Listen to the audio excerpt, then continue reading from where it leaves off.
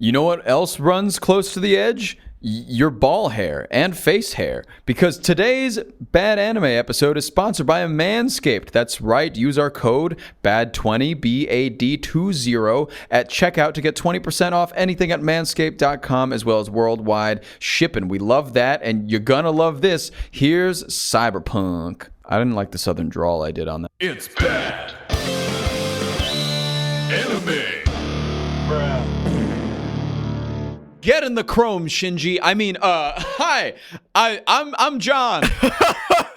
I'm Rob. And this is Bad Anime, where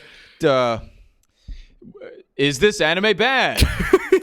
Okay, you just kind of barreled through the intro there. Didn't give me a chance to join you. All right, I guess we're just gonna come in hot on this one, aren't we? We're just doing it live. This one's gonna be a fun one. I'm really excited to talk about this one. Me too. We're talking about Cyberpunk Edgerunners today. It's a Netflix exclusive anime, and I did a bit of loose research before we got together today, just about like the production of the whole thing. Yes. Some of the things surprised me. It's actually described as a Polish-Japanese cyberpunk web anime series. Yes. Polish-Japanese. Well, because are you?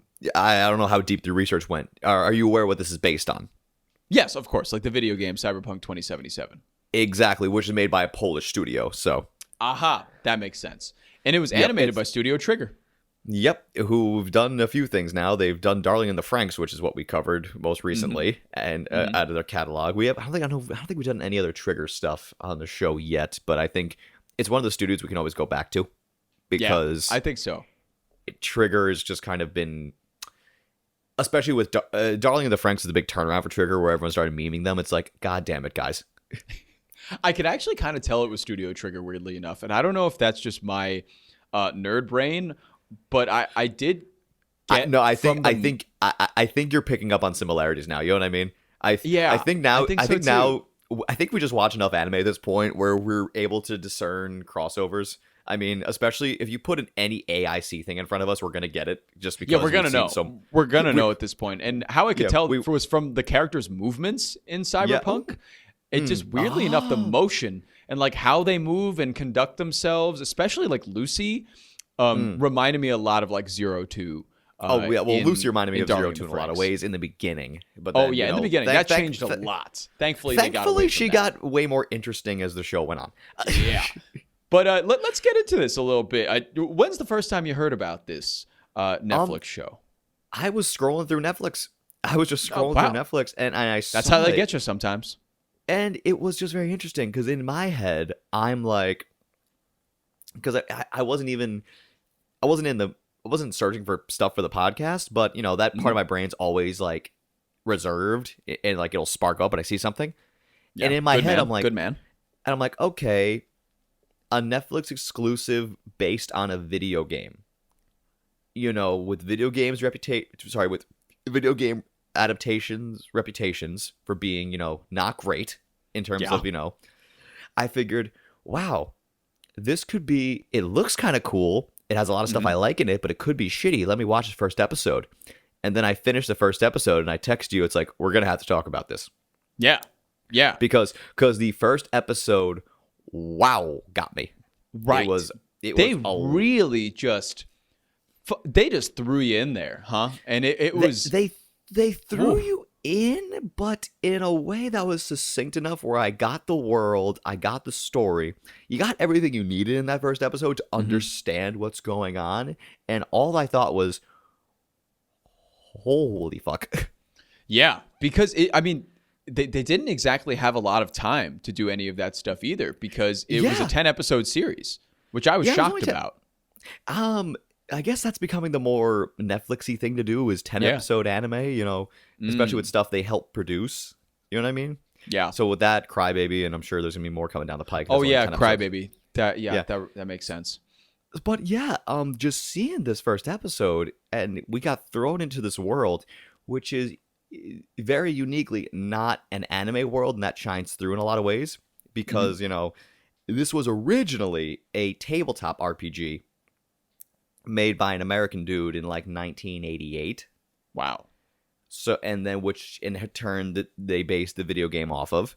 Right. And it's set in the same universe, and this anime is set in that universe. And it's super cool to see an anime deal with problems that animes don't touch on. It was anime, but I think the idea of it being based off of this game and this tabletop RPG made it less anime in its thematics and made it more, I don't know, it was more like, I don't want to say realistic, but it was more real, I guess. There was a little more like insight into the characters and a little less like flashiness than there was real moments, and I thought they really did a good job of accentuating those real moments with the characters. It was grounded in a lot of ways, and just in really issues the show dealt with are not particularly Japanese issues. Like health insurance is a big theme here in this show. Health insurance is a huge theme in the show. That's not really a Japanese concern. They don't. I don't know if they exactly have universal healthcare, but healthcare over there is super affordable. Like, I think an ambulance ride is like $14. Wow.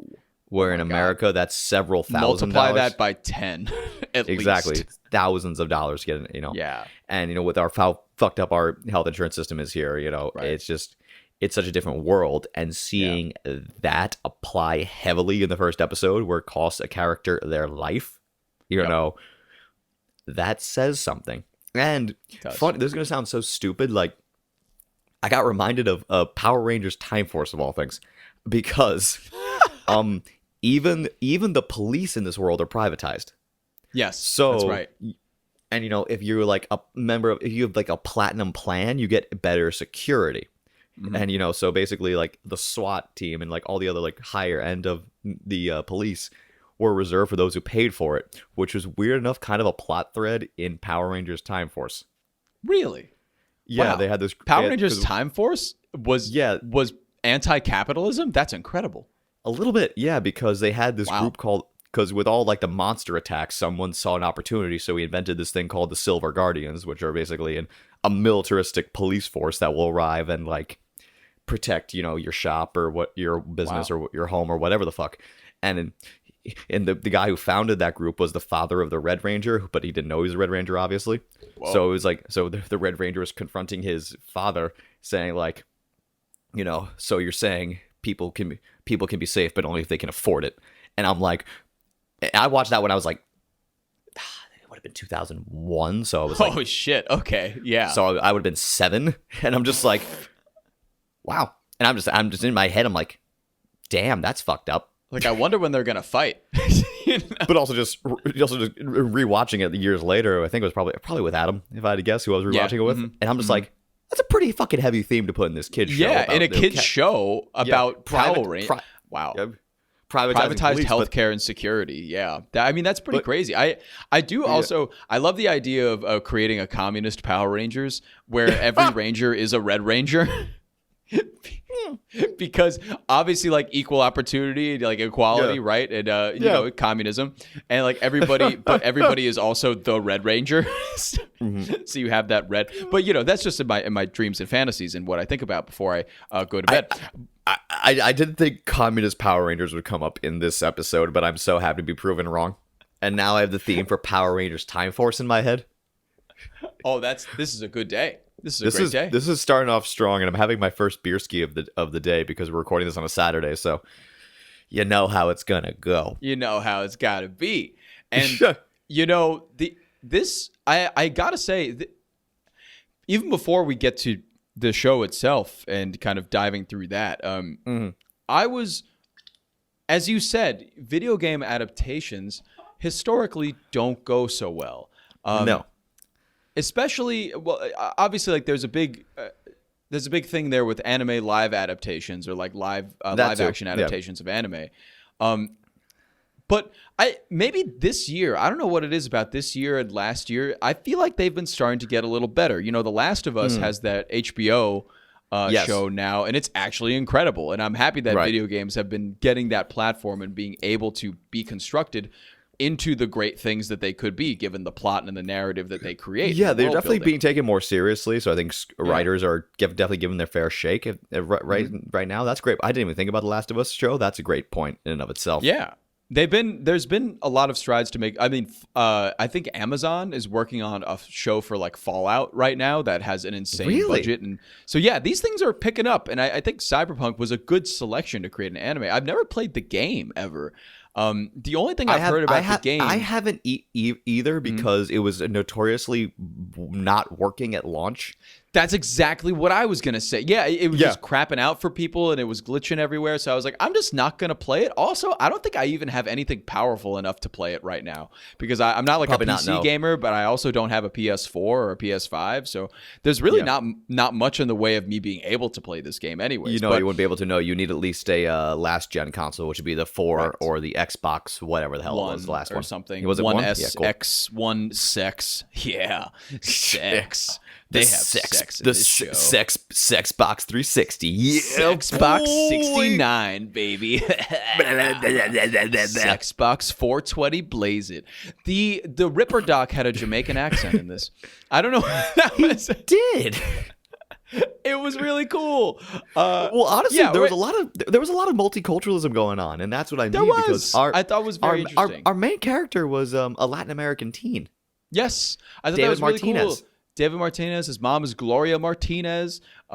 They come from it seems like a very low income household, and she is really, really into the idea of him becoming a corporate success or being at the top of the biggest cyber company in the world one day. So yeah, and she like pushed him to get good grades, and he gets into this school, like a very, very high end academy.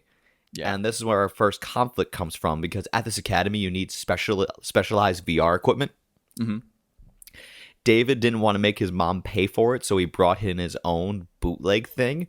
Yeah. But unfortunately, something went wrong, and he just crashed the system at the school. Right. And then he wound up having to pay a lot more money to fix everything. Shock the system. Wasn't ready for that. That was good. Hey, baby. Bye-bye. But fucking A, they have a very emotional ride where she's like, I want you, to get out of this. I want you to be, to be a success. Right. And it obviously comes from a place of love, but I'm like, God damn, pressure him much. Why don't you? Yeah. I mean, it's a lot of pressure, and he's like, okay. And he obviously feels guilt. Yeah. Right. Yeah. He feels a lot of guilt putting his mom through hell. And, it's one of the things where, like, unfortunately you could fall into the category of like, because this is a weird phenomenon where, like, if you interview people our age, approaching 30 in their 30s, and then if you interview people like 18 to 22 right now, if you ask them, what do your parents want most for you, that answer changes based on age brackets. So very interesting. And I feel bad because apparently a lot of parents in modern times. For example, for me, I mean, it said my mother wants me to be happy, and that was the answer. But apparently, a lot of younger kids are saying their parents want them to be successful.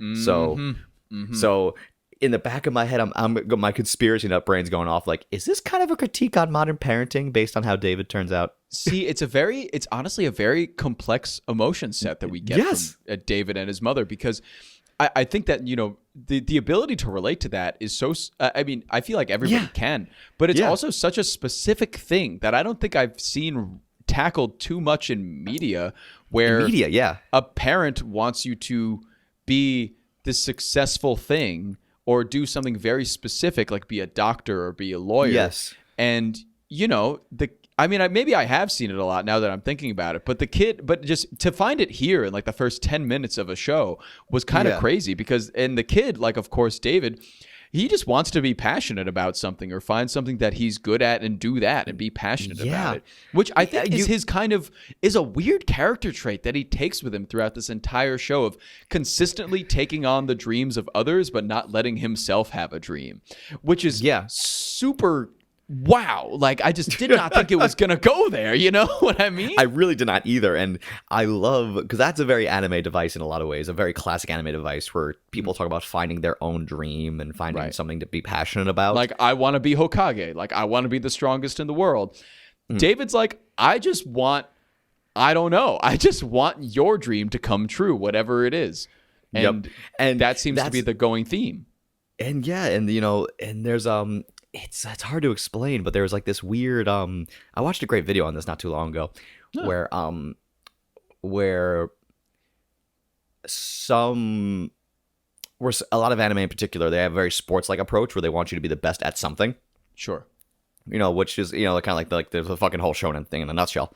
Right. But a lot of other anime, what they do is they don't tell you to push for a specific goal. They tell you to find your own path, which I've always found infinitely more compelling. And because that's a big thing in Japanese society. It's so collectivist. They say, "Here's your end goal. You got to go for it." And right. I don't want to say it's like sheeple type mentality, but when you meet enough shonen bros, you notice some trends. Yeah, you do notice a trend or two. But then that started in the 70s with an anime called Captain Harlock in particular, where he was like, "I don't give a fuck what your dream is. I don't want you fighting for my dream. I want you to find your own dream. You're here to find your path. It is your choice." And it's kind of the thing where throughout the whole thing, kind of struggles with that idea of forging his own path. He does. He wants to make other people happy to a fault. And he's never really sure if he's chasing his own dream or not. He's kind of going with the flow a lot of ways, and then he does go with the flow and latching on to other people's dreams. It's a lot of weird kind of mixed messaging, and even like all the shit he does to his body. Like I think he makes himself into like a good tool to reach for other people to use him in a way, and. I don't even think he really understands the consequences of what he does to himself. And he's a kid. I mean, he's like 17 when the show starts. Yeah, when the show started, he was like 16 or 17, and so he's a kid, and he's just finding his way through life. And unfortunately, he kind of destroys himself in the process, because we live in this world where people are filled with like cybernetic enhancements. Right. David comes across a military grade enhancement. Yeah. And after his mom dies. After his mom dies, and he's getting bullied bad by kids at the academy. So he finds the weird doctor to put the enhancement in him, and he just goes back and destroys the bully. Yo, he fucks shit up. He walks right back into the room of the kid who beat him up and said you can't do anything about it, and just beats the shit out of him. Dude, and says, "Do you know who my father is?" Oh my God. It was the equivalent of just walking into a conference room for a meeting and just slapping your just huge throbbing wang on the table and breaking it in front of everybody. He just came back to that punching school, the one guy you don't like. Yeah. Messed him up so bad. And then the school was like, "Well, David, it's pretty bad what you did to this kid. So we're going to have to expel you." And he's like, "Great, I don't want to come back." And there is like a trend throughout the movie, or throughout the series, of people calling him from the school, like the principal, and trying to get him to come back to school. And he doesn't want to. And he's like, "No, I don't need to be there anymore. And then my mom's dead. My mom was the Yes. only reason why I was in this school. Her dream of me to be the head of like a CEO of a corporation has died along with her. So I have no need to be there anymore, because it's not her dream anymore." Yeah, and then he just kind of starts kind of fumbling through life in a way until the fateful day where he meets Lucy. You mean Lucy? Asuka. Lucy. Asuka. Lucy. No, yes, Rebecca. No, that's later. Rebecca. No, that's Lucy. Lucy. Yeah, Lucy. Yeah. So she David's on like a train. He doesn't even know what he's doing at this point. He's like, "I need money. I need to figure shit out to like eat and keep my house, to keep his like slum apartment," which I loved. Every time remember one time he had to break into his own apartment. I thought that was gripping. Every scene that he goes back into his apartment, he goes through like this one vent in like the top corner, and he like punches it, and he just like runs. It honestly broke me up, especially because David's obviously, after his mom passed away, he's just extremely depressed. And he gets this, and we should mention, it was a traffic accident that killed her, and they could have saved her, but they gave her very shitty services because they weren't insured, and they only had the basic plan, so they couldn't save her because they were broke. And I'm like, oh my God! Even the ambulance people, like they came, the emergency like team came to save the people with good coverage. and yes, didn't and left her. And left her and David for another team to come in like half an hour later to save them because they had worse coverage. Yep. Damn. Wow. Capitalism. You just don't see that in anime because it's not a Japanese issue. A Japanese audience would see that and go, okay, what? Like, that's weird. Yeah, right. But for us, like for living in the American medical system, it's something that it's not exactly far off from the truth of how it things resonates work like really hard. Exactly. It does resate. And then, it costs her and her life. It does. And, you know, he's going through depression. He has now the Sandevistan on his back. From the doctor. And of course, like as you said, he starts stealing stuff on the subway, and that's how he meets Lucy, who is also stealing stuff on the subway. And she's like, hey, you think you could steal this stuff for me? And he's like, yeah. And they start working together. And they start getting along. They start doing these runs where they go steal like chips. And that's when we realize that these cybernetics, specifically the Sandevistan, can have some pretty lasting effects on your body. And pretty negative effects. Yeah, and that's what the whole idea is, going psycho or cyber psycho, where you just rig yourself up with so many cybernetics that you have to drug yourself in order to live, and therefore pay for drugs consistently. And if you do not have the drugs to calm you, you will go nuts because of your body and how much damage you've done to it, and you'll go mentally insane. And which is really cool because apparently how that originally worked in the tabletop game, that was basically a way to limit characters' power.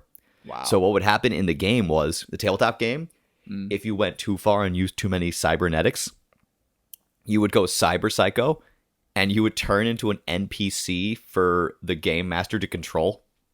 Oh, which is a great fucking system for a tabletop. So cool. But I love how they spun that into the narrative here, where like, and we do meet a cyber psycho, a couple cyber psychos at one point, people who went rogue just because they just had too many implants and they used it too much and destroyed their brain from the inside out. And the consequences are nasty. But well before any of that starts to show its ugly head, Lucy and David are just kind of chilling in her apartment. And then next thing you know, 3 to 4 goons show up and say, "You stole my fucking Sandevistan, you bitch." Yep. And then he explains how he found it, and I forgot it's Maine, who was the leader of the group. Maine, who was our big black protagonist. Which again, seeing that in anime is so cool because you don't see you really don't see a ton of African American representation in anime. You don't. And just hearing him talk, and the voice actor sounded so familiar. I looked up some of his stuff. I didn't recognize his voice. I thought I recognized his voice, but anyway, talented dude. And he at one point kind of puts the puzzle pieces come together that he's Gloria's kid, and apparently Gloria was supplying them stuff to make money. Yes. And that's how she got the money to send him to school and stuff like that. Exactly. So she was dipping her feet in the underworld, and David's like, so again, some of that guilt hits David like, oh, fuck. Yeah. My mom almost destroyed herself for me. So it's hitting David hard. And then David's like, wait. I know you paid for the Sandevistan, but let me pay you back the money. Which, I'm like, hi, Chainsaw Man much. Right. Very Chainsaw Man. Yeah, exactly. Chainsaw Man. So that kind of hit me. So that was kind of cool. And then, so they do a job and they're like, oh, damn, kid, you're good. Yeah, you're in the crew now. We meet more of the crew. And of course, David and Lucy have like a little, moment where David's like, did you fucking set me up? Did you lie to me and stuff? And she obviously did set him up. But I think that there's like a theme going throughout of like their relationship, whether it's like whether that was real or not. And she obviously shared with him in that night her dreams of like going to the moon and, living there. And like through the rest of the series, David, I feel like always goes back to the question, like, were you really telling me the truth, or were you lying to me? Or were you lying to me? Yeah, so he's trusting her is kind of fucked up from that point on. But that only lasts a couple episodes. It takes some time it really takes some time to rekindle that relationship, but it does happen. Especially when David... It only really takes till episode 4, because episode 4 is when like someone dropped a brick on like the gas pedal, and then the show just sped up randomly. It did. It like and then they zoomed after a few episodes. Yeah, so we spent a couple episodes meeting the rest of the crew, that David's working with now. So we have, like I said, we have Maine, who was our leader. Yeah, main guy. Yep. Then we Main have guy, Maine. Dorio, who is like his girlfriend, and like the other heavy. She's huge. Yeah, she's massive. Yeah. We have Rebecca, who's like the crazy small one. Who's the crazy small one. Gotta have her. Gotta get it. The trigger happy small one. Yeah. Mm-hmm. Yeah, but I love instead of making like the trigger happy and the shy small one different characters, they didn't make her shy at all. They just made her the tiny one, but also with the very like trigger happy personality. It was very fun. We have Falco, who is their driver, and we also have Kiwi as well. She is another short hair. She's like a hacker robot. type. Yeah, robot. Part cyborg. And we also have Rebecca's brother, whose name I'm forgetting. Oh yeah. Well, I forget his name, but he died. That's why I kind of forgot his name. He died very early into the series. He got killed by a cyber psycho. And that's how we really learned the impact of what cyber psychos can do. He was the he was the dude in Suicide Squad who got neck bombed essentially. Pretty much, yeah. He just got taken out so we could understand. Oh, that's what that is. Okay, gotcha. Exactly. And then, of course, everyone's in a frenzy after that happens. And then, really, like, we get a bunch of montages of them doing jobs, and I'm like, yeah, I really wish I could have saw more of this so we can really do more dives into these characters. There would definitely be more. I think there would be more time if like the series was longer to just kind of do a little bit more of like. Each episode is like a different job or like an adventure, and it's like their stuff, and kind of like very Cowboy Bebop-y, where it could have been that, I feel like, where you just have the characters, but you just place them in different scenarios. But I guess there wasn't exactly time for that, and there was always a looming cloud over these montages of what the actual like story is, which is them kind of fighting against or fighting with and then against like the massive military corporations that are kind of fighting each other. Every job they're doing intel for a group called Military Tech, because that's like who Militech. Yep, thank you. Right. And they're spying on Arasaka, who is like the other big military corporation. They're doing espionage, stealing data, doing everything they can, fucking up a few times and accidentally killing people when they shouldn't have. Yeah. Or like stealing cars when all they were supposed to steal was like the data disk in the car. Yep. So like they're not exactly like kidnapping people. They're not good people, but they are doing these things for money, and they are making it. They have a deal with this guy Faraday, who comes in a bunch of times, and he pays them pretty handsomely for these jobs because they are like high risk jobs. And one point I do want to bring up at episode 4. That's when we get Lucy and David kissing for the first time. That fucking song plays that won't get out of my head. Yeah.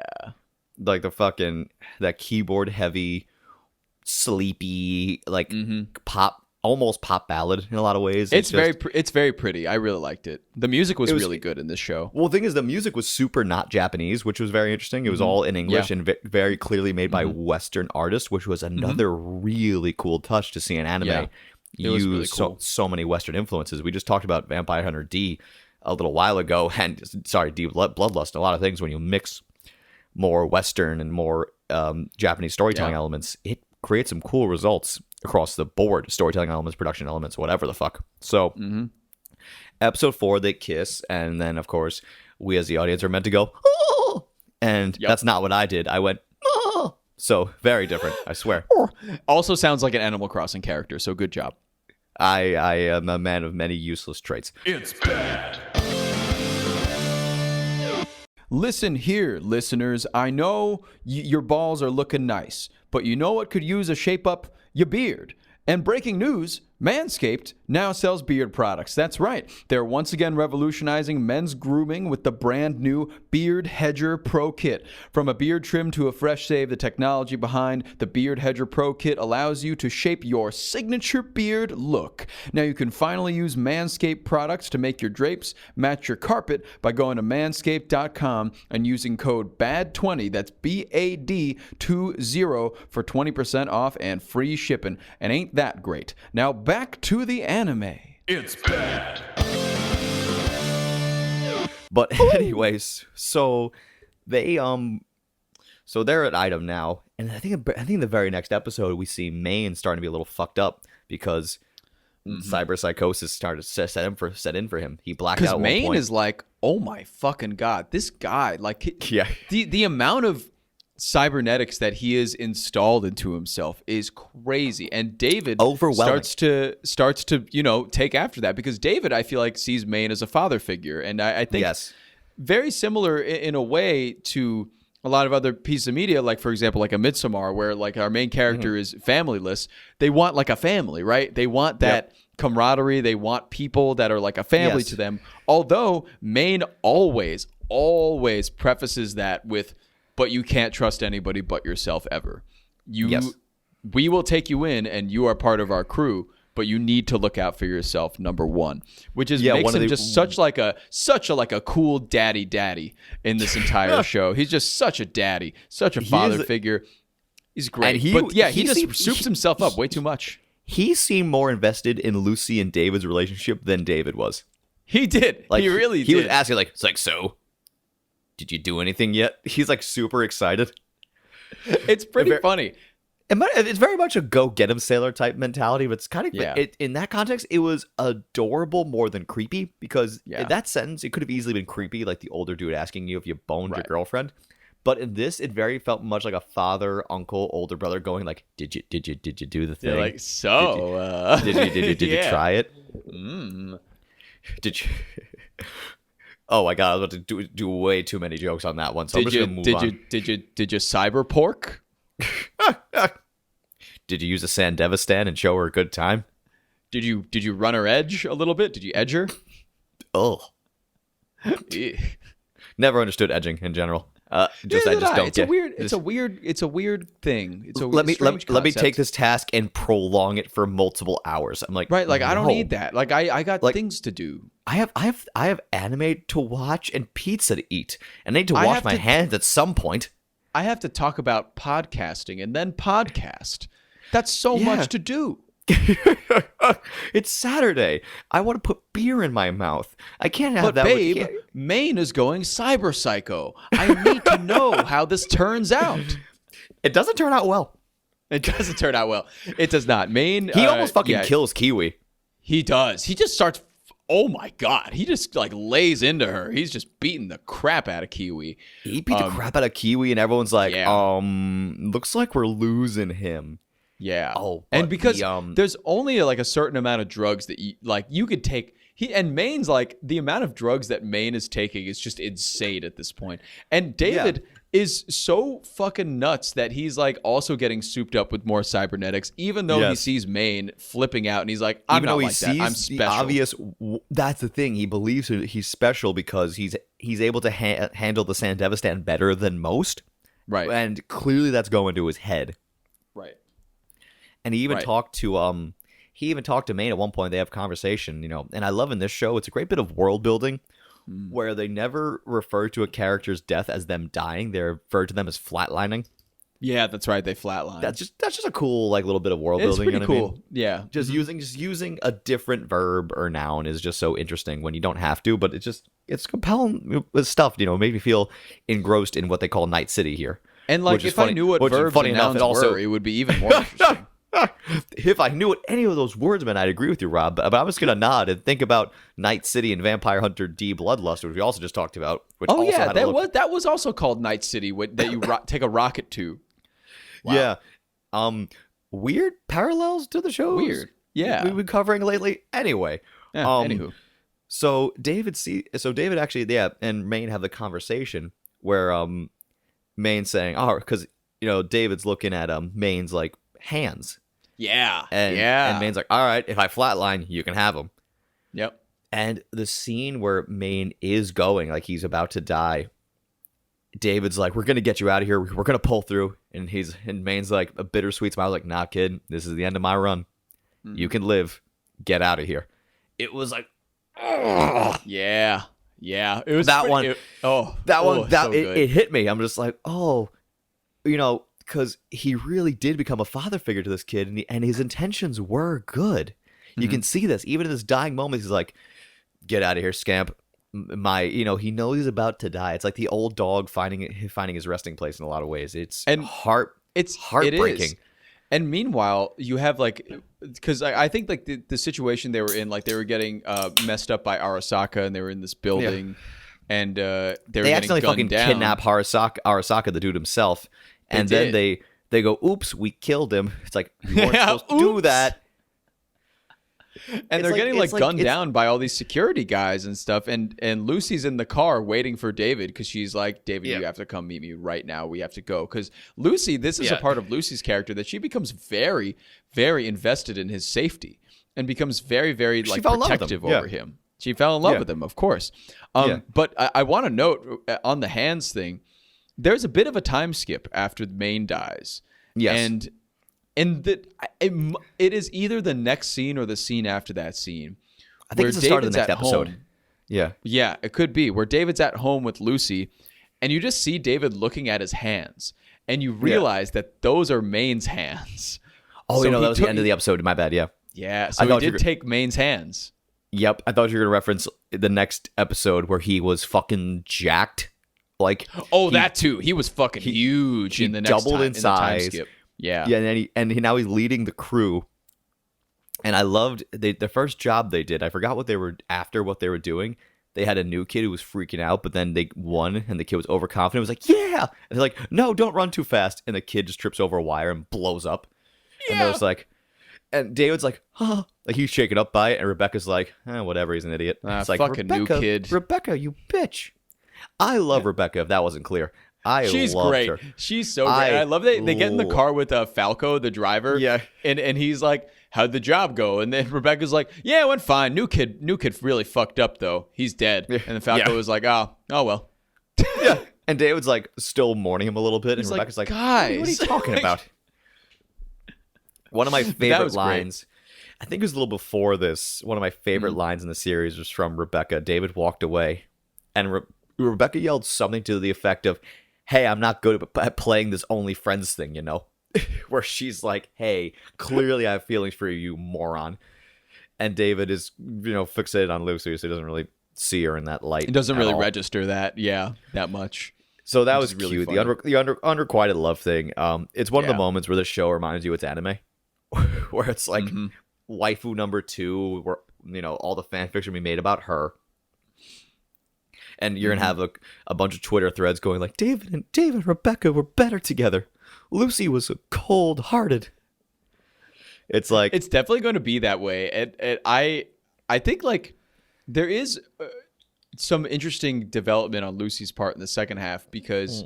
Or episodes 7 through 10. Because Lucy, after Maine's death, seems to leave the group. Or she just doesn't... She needs some time off. Yeah, she doesn't really join them on jobs. She just kind of stays at home and does some deep diving where they plug her into essentially the Matrix, and she does a bunch of shit that I didn't really follow for a little bit. I'm like, wait. Yeah, I didn't really get that either. She was just kind of in this green bath, and she just was plugged into things, and she was doing security checks or something. I don't really know what was going on there. And eventually David's trying to get her back in the crew, and she's like, I'm just not ready yet. So clearly they're living together. It's weird. We don't see too much affection as if they've been together for a long time. It's kind of what it feels like. You know what I mean? Mm-hmm. Or it's just like, you're together with someone for a long time. So certain elements, either dwindle or just you're comfortable at home. So it's not very, the lovey-doveyness is gone. So I'm like, how long have they been together? How many years have passed in this time skip? Yeah, it's not really clear. Because David's the only one who looks any different. He does. Yeah, everybody else is just the same. Exactly. So it doesn't not really much else changes other than they have an apartment now. Lovely. It looks really nice. They're using all that money from all the accidental murder. That pays well. I mean, accidental murder pays, baby. Pays the big bucks. Get the nice. And then there's some intentional schemes going on because fucking what's his face? Faraday or whatever. Faraday kind of turns coat and starts working for Arasaka instead of Militech. Sets them up. Yeah, he sets them up. He sets them up because what essentially happens is it's a really ingenious kind of scheme they have going on. Yeah. Where they task them with stealing the new Arasaka military equipment, the new cybernetic enhancements for as a test. So, but the plan is actually it's a double cross because he's working for Arasaka, he's tasking them to steal Arasaka's stuff. Because what they want to do is they want Militech to catch wind of what's going on and show up to try to neutralize the situation. But they fully anticipate David putting on the military tech and wiping out Militech forces. So it's twofold. They kill a bunch of Militech people, and at the same time, they get to see their new equipment in action. They get to test the equipment, right? Because they know David can handle it. Hence why the people at the academy that wanted him back so badly, because they wanted to do tests on him, because they knew he had a better tendency for handling cybernetics than most. Right. Well, he did for a while, but then his the cyber psychosis starts because he's just fucking abusing the shit out of all the cybernetics he's on. Yeah, especially like the big thing he puts on, like the thing that Arasaka is trying to test. So he obviously, like, they do the job and like they're cornered and it goes exactly according to plan. And David puts on the tech, and of course, like, Lucy's kidnapped by Faraday, and Faraday communicates to David through Lucy's communication to put on the suit. So David does. Of course, Lucy then regains consciousness, escapes for a little bit, and says, "No, don't do it." And he's like, "I already did." Oops. Yeah. And then David just goes nuts. And the wild thing about this suit is that, he uses it to completely just obliterate Militech. And throughout this whole time, he's obviously, like, going to go cyber psycho. So there are built-in injections in this suit that just keep fucking injecting you while you're doing this stuff. And if you feel, and if your body, like, if your levels drop lower or something, they just come out and just inject you again. And he has like 5 to 10 different rounds of injections built into this thing that just keep injecting his body with this fluid that keeps him sane, which is fucking crazy because it's really just do or die at this point, where he just keeps extending his body and keeps destroying Militech. And of course, once he destroys Militech, they realize it was a setup, and now they got to beat up Faraday and Arasaka. So he's going to Arasaka now with Falco and Rebecca to fuck their shit up, which obviously he does. But then he gets messed up because they got a guy who's completely robot who just Adam Smasher. Him. Oh, he just murks him completely, like wipes the floor with him. Before murking him, he literally squishes Rebecca in a great scene. Yeah, he does. He just falls on her and just squishes her, and they cut to her body, and she's squashed like a bug, so you don't get any emotional goodbye. You get nothing. Nope. It's a very sudden death, and now she's just organs everywhere, and it's whole. Yeah. But then David, he's still trying to fight, and of course he's getting murked. And, he just loses. He just fucking loses. He loses. Yep. He lost. He just... Like, wow. He actually lost. And, it's a lot of bittersweet shit going on. And Adam Smasher's like, you're all right, kid. And he just shoots him in the head and kills him. And Lucy wants to go back and save him. But Falco's driving the car and it's like, no, David's last request was to make sure you got out of here. He wants you to go live your dream. And then the show eventually ends, right? And my God, this fucking scene, it got me so hard. It got me, like, it just hit me right in the emotional gut. She's on, like, the moon, reminiscing about the time her and David did, like, a VR date on the moon, essentially. And she sees David, like, how he was then. Her memories of him being the kid she kind of fell in love with. Yeah. Just bouncing around on the moon, they're replaying their old memories. And she's living her dream, but at what cost? She's happy, but reflecting on everything she lost along the way. That fucking song plays. And I'm just like, why is this working so well? Why? Why am I crying right now? They're like, why am I actually tearing up at this? My face is wet right now. Why? When did that happen?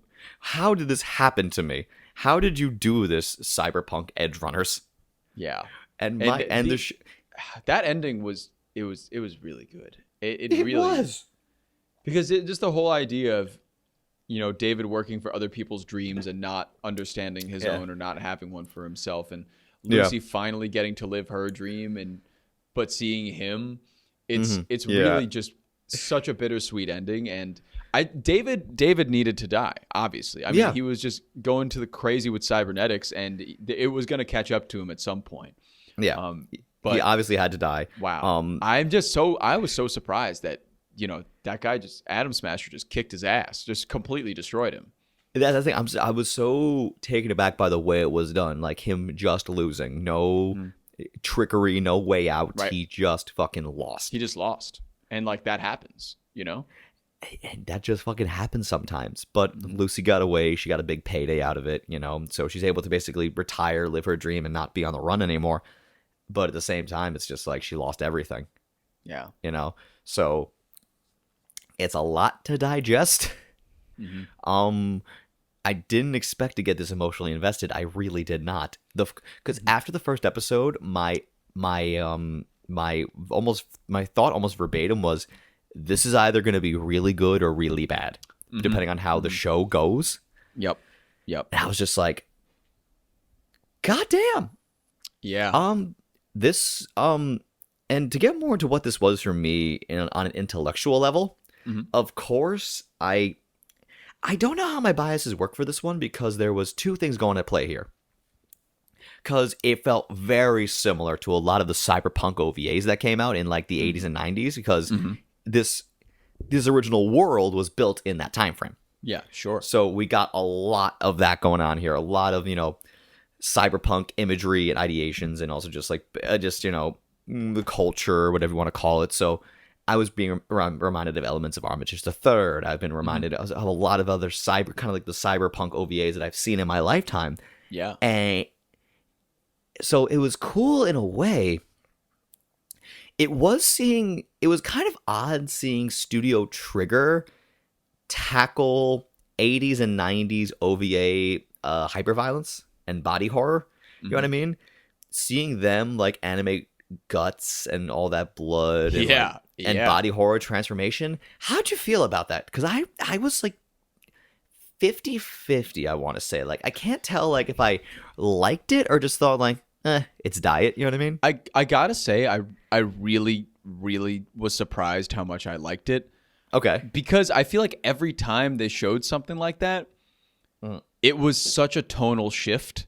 And I feel like it really, but not in a good way, where it really made you grapple with what was actually happening. Like every scene, like every time David would be like, yeah, I'm going to put some more cybernetics in my body. And you're like, fuck yeah, get that power up, David. And the next scene is him biting a metal bar, bleeding and crying. Yes. And you're like, God damn! Like, I thought it did a good job, like grounding the show and being like, no, it's not fucking fun. It's like really, it's really kind of that bad. Emotional, like push and pull in a way. Was what you're saying? Yeah, and like that makes a lot of sense to me. Because anytime it got too light, or it was getting too light to the point where maybe you would feel like it was playing a video game, where like, oh, this is like an exciting world that I'm exploring, it would immediately come down and tonally shift to a dark place and be like, no. Yes.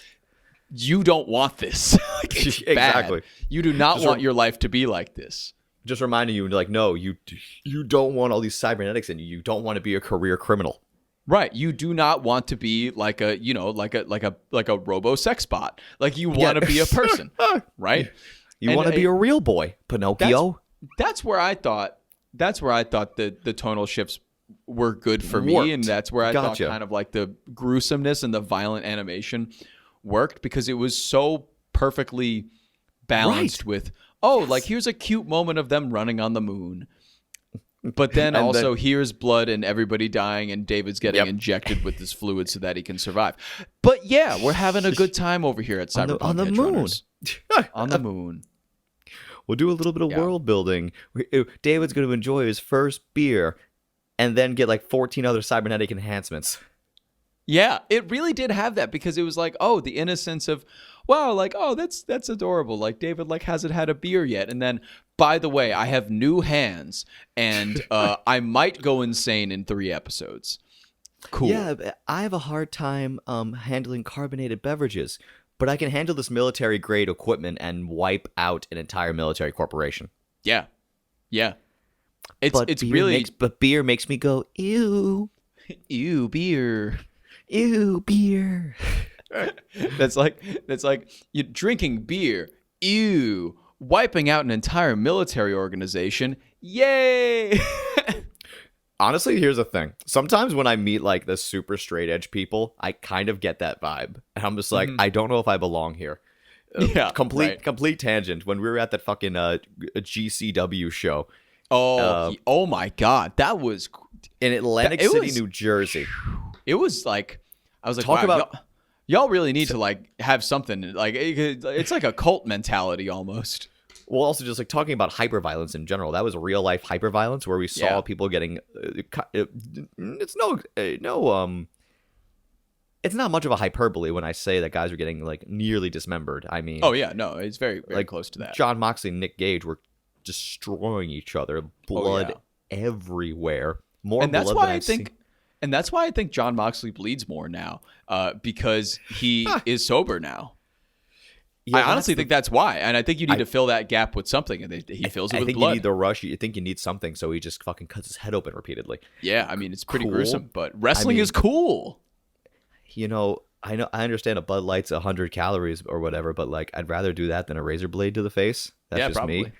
And that's the thing. We were drinking there, but some of the few people drinking there, because the beer line was the shortest out of any beer line I've seen in human history. It was so fast. I kept buying 2 because I was concerned it was going to get long, but it just never did.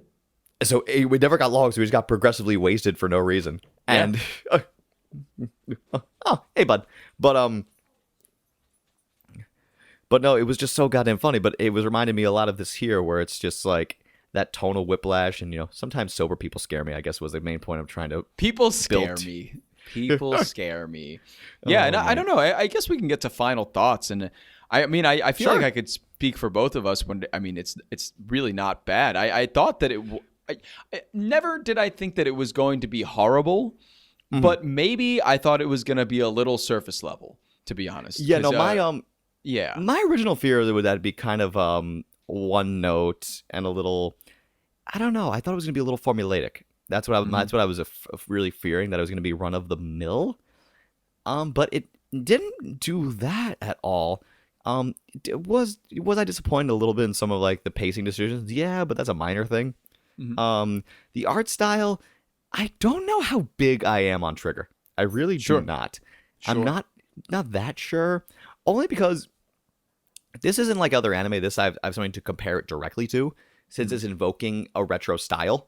You know what I mean? So like I kind of have to make the comparison, because when I'm watching like the 80s and 90s hyperviolence, that always resonates with me a lot more, because I don't know, the gore feels more solid in a way. Sure. I guess it's hard to it feels it has a lot more heft to it. So that was one of my only nitpicks, but in terms of narratively speaking, the show fucking got me. I mean, Rebecca's death I thought was so impactful because of how brash it was, how like blasé it was. Yeah, exactly. Main's arc really got me. This was just a good show.